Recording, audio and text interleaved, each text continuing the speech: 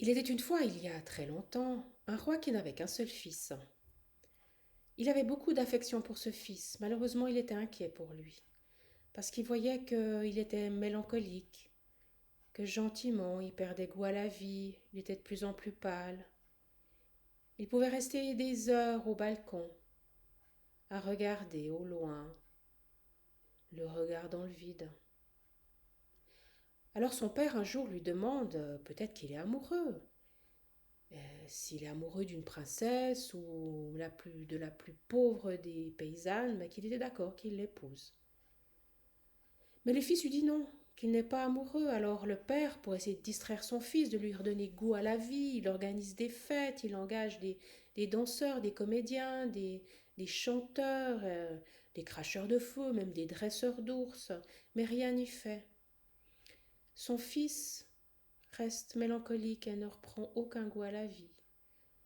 Même, il continue à la perdre.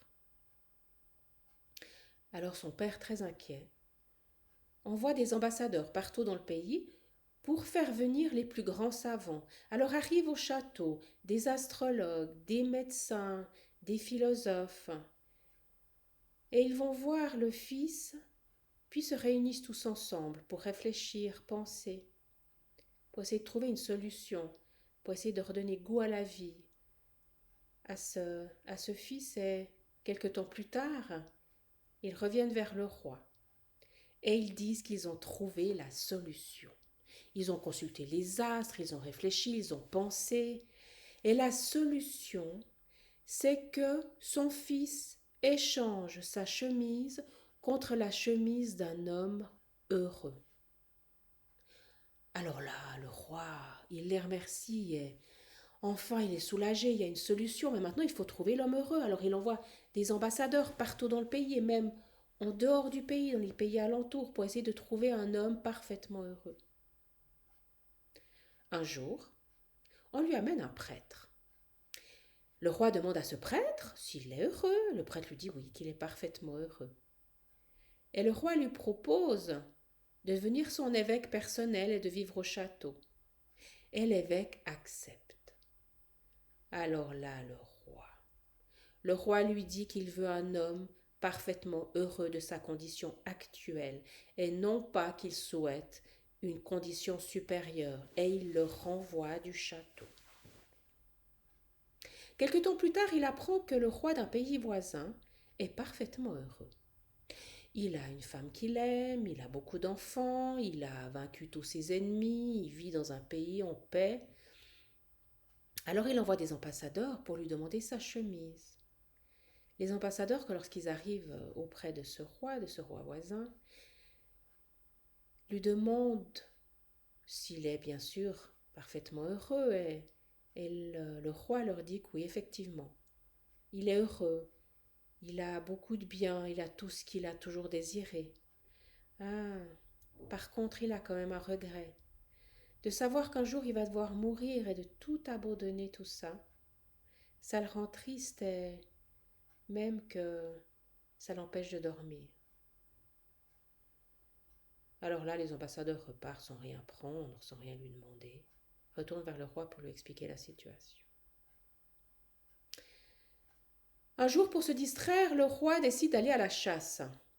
Alors il va avec quelques personnes de son château, de sa cour, et puis à un moment donné, il tire sur un lièvre, et puis il pense qu'il l'a tué, mais le lièvre, il le voit s'en aller, qui commence à sautiller, à boiter. Alors il quitte le groupe, le roi quitte le groupe, il suit le lièvre, et tout d'un coup, il est arrêté par un chant, le chant d'une voix d'un homme. Alors, non pas que non pas que la voix est particulièrement belle ou que le chant soit particulièrement beau, mais il émane quelque chose de cette voix qu'il n'arrive pas à nommer. Alors, il continue à avancer et arrive près d'un paysan qui est dans ses vignes, en train de travailler sur ses vignes. Et là, le paysan le voit et lui dit, elle le salue, lui dit bonjour majesté, mais qu'est-ce que vous faites de si bon matin, soyez le bienvenu. Et le roi lui dit, béni sois-tu, est-ce que tu serais d'accord de venir vivre dans mon château et d'être mon ami? Et puis là, le paysan lui dit non, c'est pas la peine d'y penser. Il lui dit qu'il n'échangerait sa place contre rien d'autre, ni celle d'un pape. Puis le roi lui dit oui, mais un si bel homme, tu t'attends pas à autre chose, à une condition autre. Et le paysan lui dit non, n'insistez pas, je n'échangerai rien à ce que j'ai maintenant, avec ce que j'ai maintenant. Alors le roi, là, il en peut plus de joie. Il lui demande s'il serait d'accord de lui rendre service. Et puis le paysan lui dit bien entendu qu'il serait tout à fait d'accord de lui rendre service si ça pouvait lui procurer de la joie. Et le roi lui demande de rester là. Et il s'en va chercher ses gens et il leur dit j'ai trouvé, j'ai trouvé, j'ai trouvé, mon fils est sauvé, mon fils est sauvé, venez vite, venez vite. Et il amène tous ces gens auprès de cet homme.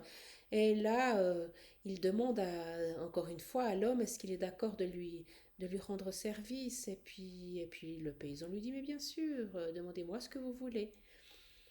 Et le roi s'approche du paysan, il déboutonne son gilet, sa veste, il ouvre sa veste et là les bras lui en tombent. L'homme heureux ne portait pas de chemise.